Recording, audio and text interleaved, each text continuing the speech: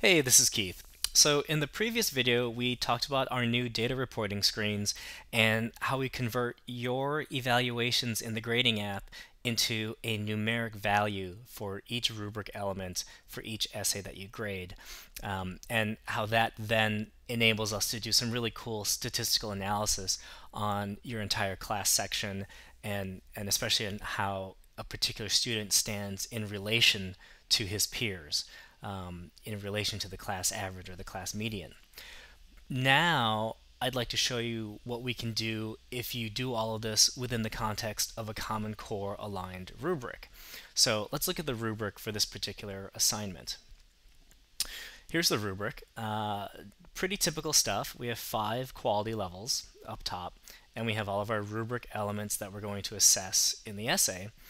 And the only thing that's different about this, what makes it a Common Core aligned rubric, is that these rubric elements have been associated with a specific Common Core state standard, W1112.1a. And when I created this rubric on the site, there's a step-by-step process to make it easy to specify which standards you'd like to align within your rubric. It's totally customizable. It's all much easier than it you might otherwise assume it to be. And the end result is each of these rubric elements is now associated with a specific state standard. And what that allows us to do is when we look at these numeric values that we've calculated, so my fake student J.J. Abrams has a numeric value of a 5 on his thesis. Well, we know that thesis is tied to a particular Common Core state standard, so that means that this 5 can be applied towards that state standard.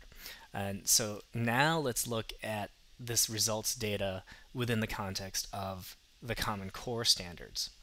So here are all of the Common Core state standards that have been assessed through one of these 3 assignments.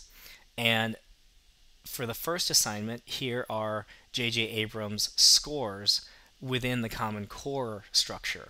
So the numbers will be slightly different because something like W.1a actually covers 3 or 4 different rubric elements. So we need to combine those rubric elements back into one number to represent a score for W.1a. So this is a combination of his thesis and introduction and overall organization scores that we had in the original assignment.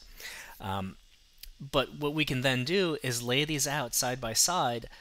These 3 assignments all assessed this same Common Core state standard, and now we're able to compare apples to apples, and we can generate a trend line as a result. So we see that his progress is actually negative, which is a little disturbing because JJ is a strong student. He's got all this green in his grid. He's succeeding. He probably got an A in each of these essays. Yet he has this negative trend. He's doing worse on this particular state standard according to our own evaluations of his essays. So it just gives us a deeper view into what's going on, and we don't have to memorize, we don't have to say, we might remember, hey JJ, your last couple essays have been a little bit weaker, but right here it's staring at us in the face.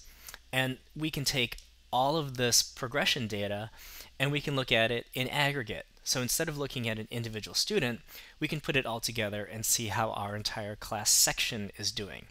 So here's my entire 4th period class and their Common Core progression. And we see some nice upward trends. They're showing growth across these 3 assignments for these Common Core state standards. Great. But we see this negative, they're regressing on this RL.6. Clearly this is an area where we need to focus a little more attention because for whatever reason they're falling short of expectations here. And we click on that standard, it deals with sarcasm and irony that is actually quite difficult for teenagers to analyze and write about in their essays, so it's not that surprising. But anyway, this was just a quick introduction to what we do now within the Common Core, and to the teachers out there, whether we like it or not, this is the future. As long as we live in the Common Core world, this is increasingly where education is headed. We are, the age of the single letter grade A, B, C, D is probably on its way out in favor of specifically identified skills and mastery or lack thereof. For each individual skill. So this is a glimpse of the future, but it also shows the real value of this sort of Common Core standardization, being able to show trends like this.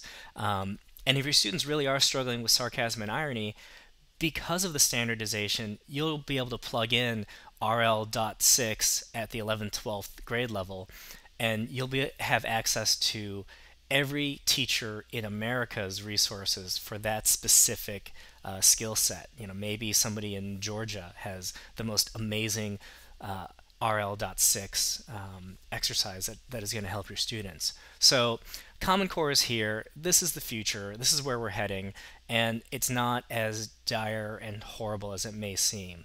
I'd love to hear your feedback on this. I'd love to hear your questions or anything else. Let me know what you think, and look forward to hearing from you. Thanks.